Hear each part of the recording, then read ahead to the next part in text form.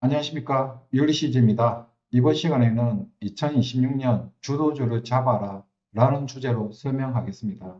먼저 시대별 주도주를 한번 보겠습니다. 시대별 주도주는 그 시대 상황에 맞는 주도주가 탄생하였습니다.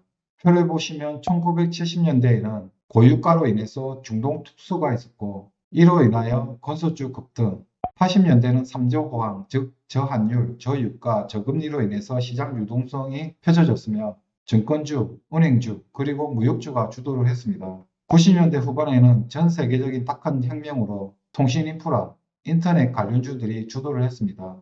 우리나라 주식 역사에서도 보불하면 떠오르는 주식, 새로운 기술도 이때 상장을 해서 5개월 만에 무려 150배가 상승한 시기가 이 시기였습니다. 그리고 작년부터 올해 상반기까지는 조선, 방산, 원자력, 전력기기 주식들이 주도를 했고 하반기 현재 반도체, 로봇, 의료 AI 등이 현재 장세를 주도하고 있는 형국입니다.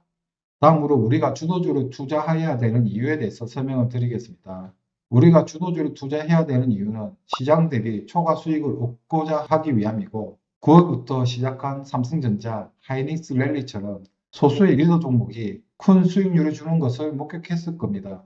이때 가장 많이 들었던 말이 바로 포모죠, 포모.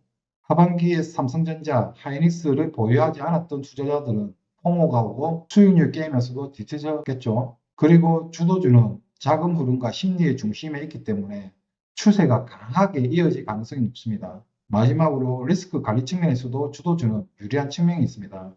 그러므로 저는 우리는 항상 주도주에 관심을 가져야 하고 주도주에 투자해야 된다고 계속 말씀드리는 이유가 이런 이유 때문인 것입니다. 그러면 이제부터 2025년 하반기를 주도하고 있는 로봇 섹터에 대해서 알아보겠습니다. 올해 로봇주의 핵심 키워드는 로봇 핸드, 피지컬 AI, 휴머노이드, 액추에이터, 그리고 노란 봉투법이었습니다. 로봇주 랠리가 시작이 된 시점은 노란 봉투법이 시행에 대한 두려움, 그 대한 주식으로 로봇주에 대한 관심이 높아졌습니다. 제가 말한 올해의 시대 정신에 딱 맞는 주도주가 바로 로봇주이기 때문이었습니다. 그리고 로봇 핸드는 로봇이 구현하기 가장 어려운 부분이 다관절의 로봇 핸드 부분입니다. 이러한 이유로 워닉홀딩스, 로보티즈의 주가 상승률이 높았던 이유 또한 로봇손 관련주로 묶이면서 상승률이 높았던 것입니다. 그리고 로봇주의 핵심 키워드가 또 하나 휴머노이드입니다. 장표에서 보듯 산업용, 부품 소프트웨어, 서비스 로봇을 제치고 휴머노이드 로봇 시총이 월등히 높은 걸 표에서도 알 수가 있습니다. 보시면 이렇게 다른 부분보다 휴머노이드 로봇 시총이 올해 좋았다는 것을 알 수가 있죠.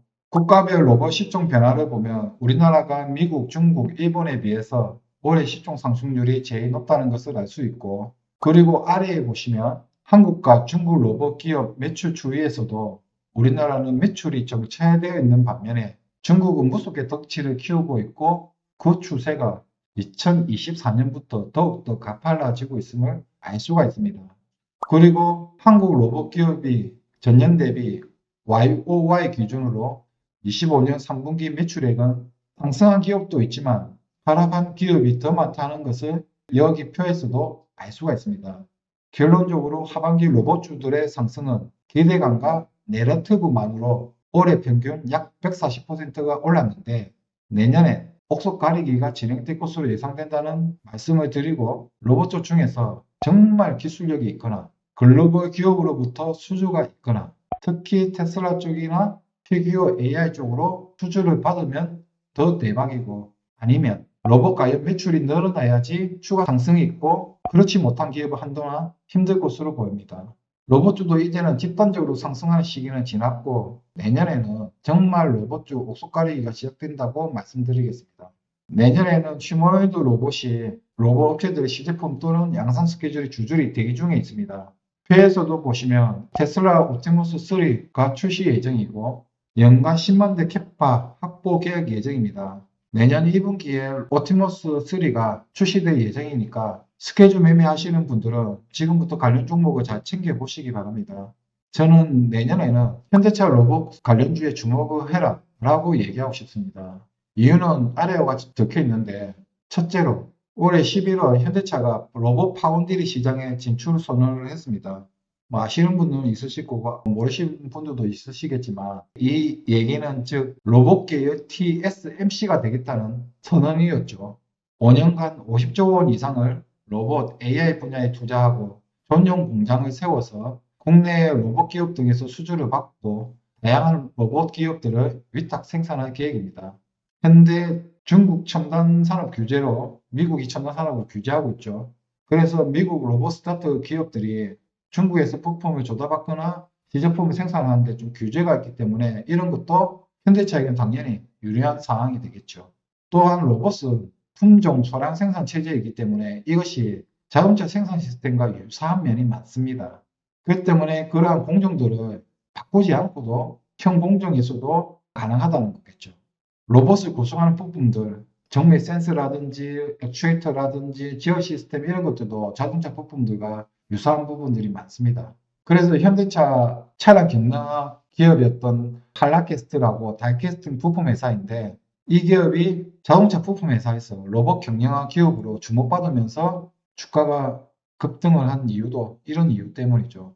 현대 칼라캐스트가 쏘아올린 반응성 효과로 인해서 이후에 HM안도, 삼현, DIC 등도 상승에 동참했으므로 현대차 로봇 부품 기업에 주목해야 하는 이유는 당연하겠죠.